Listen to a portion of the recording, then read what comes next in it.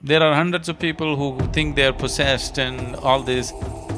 There is a science like that. One can use energies negatively to cause harm to somebody else. A cobra also has a certain influence on this life simply because it holds its breath for long periods of time. Don't take body lightly. It's not a small imprisonment. But when one realizes how they got in, now they know how to live.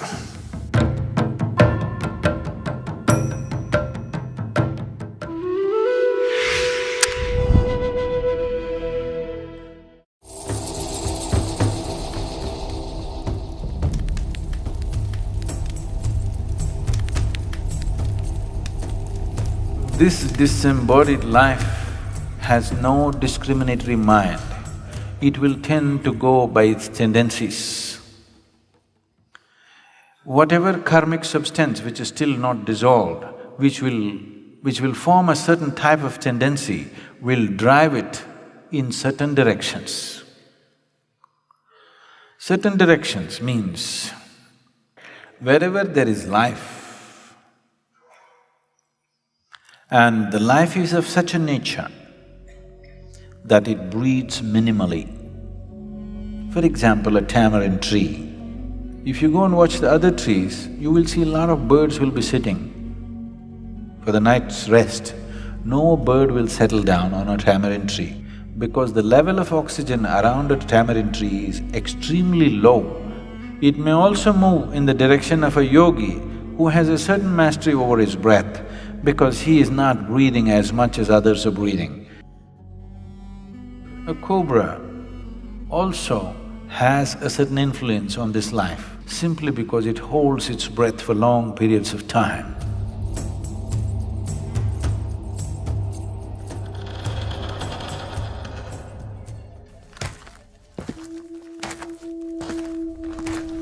There are hundreds of people who think they are possessed and all this. There is a science like that. One can use energies negatively to cause harm to somebody else.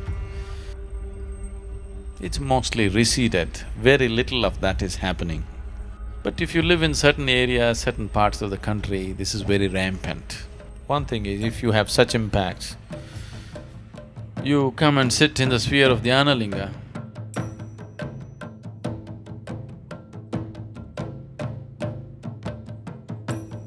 because there are occult dimensions to Dhyanalinga which just nullifies all this. One Paurnami or Amavasya when things are more receptive for you, just one day, just sit there and go, that's all. It gets taken care of.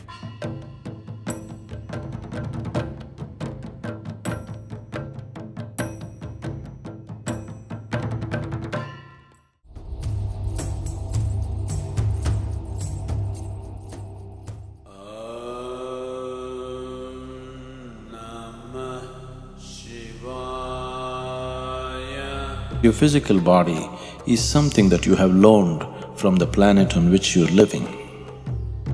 When the time comes, the planet will claim it back. But the other dimensions of you, especially the karmic shell, continues to play. If it is in a certain level of awareness, the disembodied being is in a certain state of pleasantness. It is this that is being referred to as heaven, because they have left their physical body in a certain state of awareness. They enjoy the sweetness at a certain period of time. A holiday, a vacation, before you take on another physical body. Similarly, if people live in certain states of fear, anxiety, anger,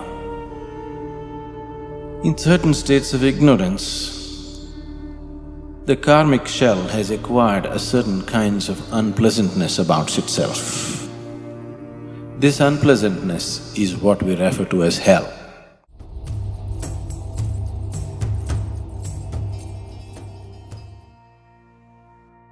Normally when somebody dies, we say, this person is no more.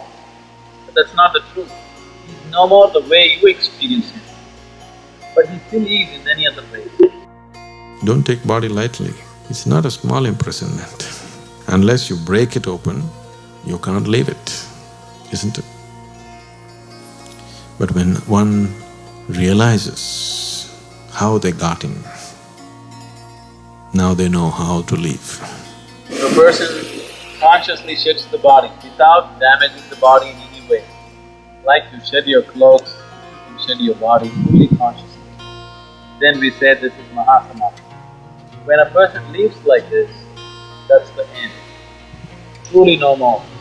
Once again, whatever you called as myself has just dissolved and become a part of the cosmos. Full circle.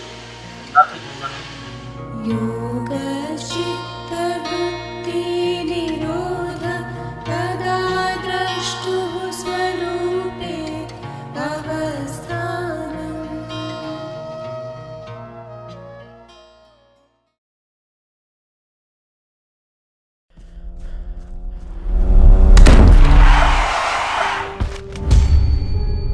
What happens to dead people?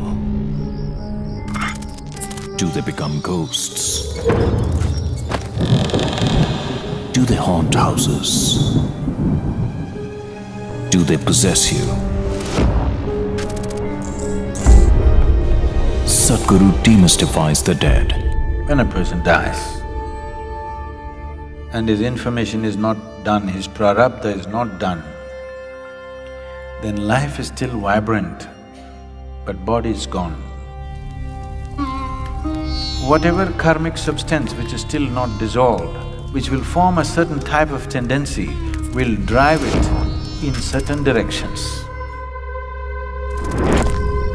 There are many aspects to it. If I say these things, you will start imagining things tonight. Watch Disembodied Beings, a 6-part series only on Sadhguru Exclusive.